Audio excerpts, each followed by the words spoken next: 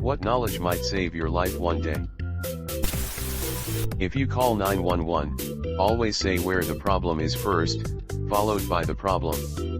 If you happen to get cut off before you can say what the problem is, at least the dispatcher has a location to send an officer to check it out and advise if more police or fire is needed. Example. Operator, 911, where is your emergency? You, help, I am being stabbed, disconnect. BS. Operator, 911, where is your emergency? You, 742 Evergreen Terrace, help, I am disconnect. Location, location, location. Sideshow Bob can stab faster than you can explain, makes sense. If someone is trying to abduct you, fight back. Most abductors will just give up if they meet resistance. And whatever you do, don't let them take you to another location. You ain't talking me to no secondary location. Street smarts. Get your money clip. And our teachers were like, write that down. Get money clip, engrave. Direct pressure on bleeding is always the first step. On mobile, so no good link, but a Stop the Bleed class is a great way to learn more and practice things like applying a tourniquet. Search for one in your area, usually only an hour long or so. 120 people will get bowel cancer in their lifetime. You need some sort of screening starting at age 45 to 50 depending on your family history. Any blood in the stool needs to be checked out. Early cancers can be completely cured with keyhole surgery. You don't have to die of bowel cancer. In Australia, when you turn 50, the government starts sending you free testing kits every 2 years. If you have to get out of a moving car, then put one foot down and take a step. Don't just jump out, this will reduce your speed immensely. Sure, you will fall over, but at a much reduced speed. A stuntman told me this. When people say to take an aspirin to help during a heart attack, chew the pill, don't swallow it whole. It gets absorbed much quicker. Edit, last bit. Whoa, I wouldn't have known that. Thanks. Maybe not your life, but someone else's. If you're having a party, regardless of nature, and someone needs to go to the hospital, call a fucking ambulance. There are laws to protect you, but getting a citation is a lot less trouble than having someone die in your home. Same goes for if you're attending the party. Don't worry about the homeowners/tenants, worry about the person whose life is at risk. When touching something electrical, use the back of your hand. Using your palm on, say, a live wire will cause your hand to grab it, you be unable to let go. As an electrician, just don't grab electrical things at all.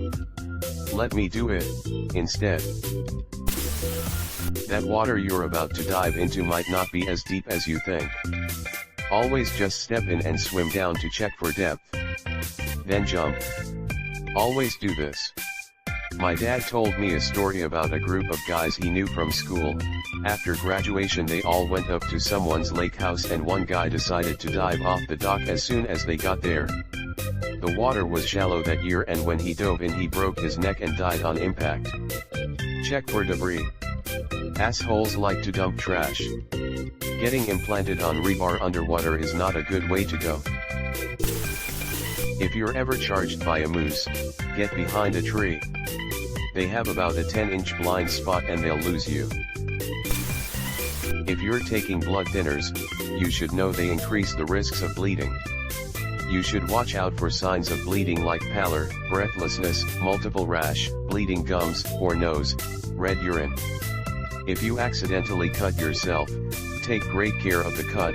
You could bleed out if you don't. At the pharmacy today, a regular patient died because she got a cut on her leg while gardening, but didn't think much about it. But because she was on blood thinners, she bled out during the night.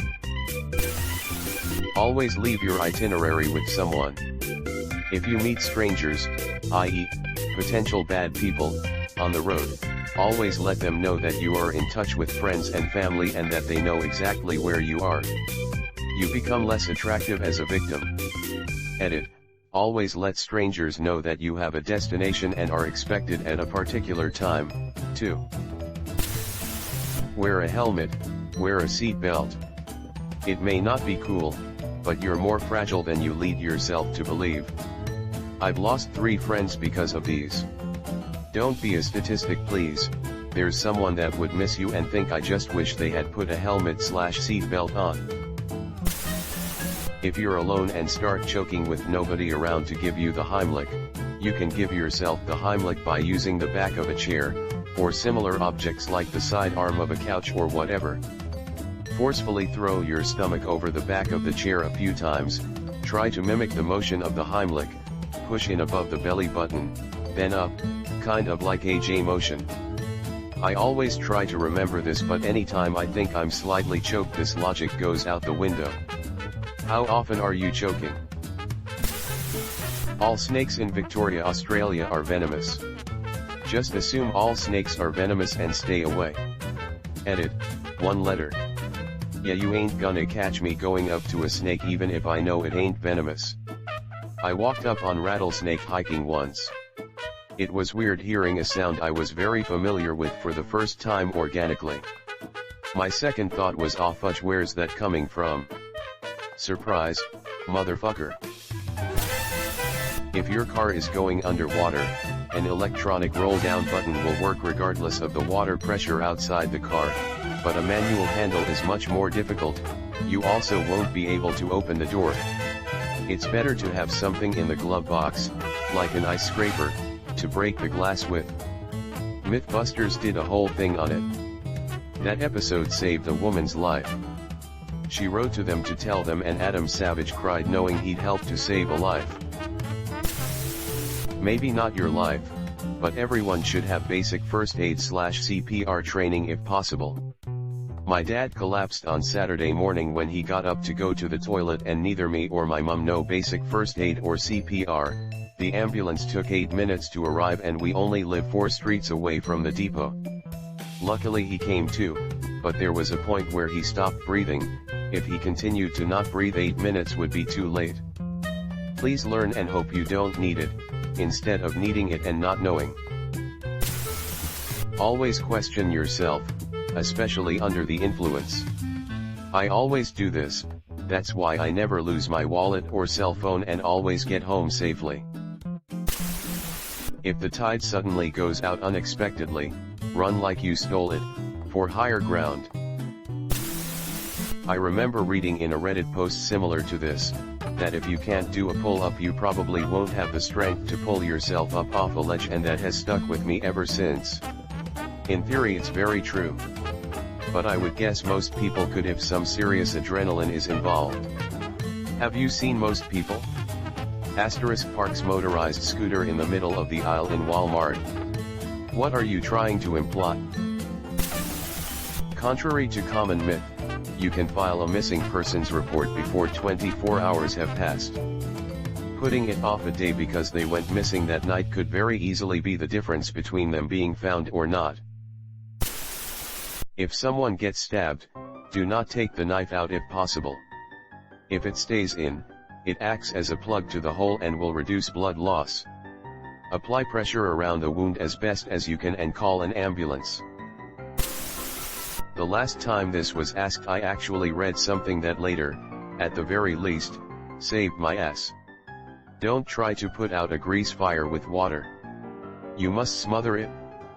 I have an ABC fire extinguisher in the kitchen and one by the outside grill. Everyone should have at least one in the house.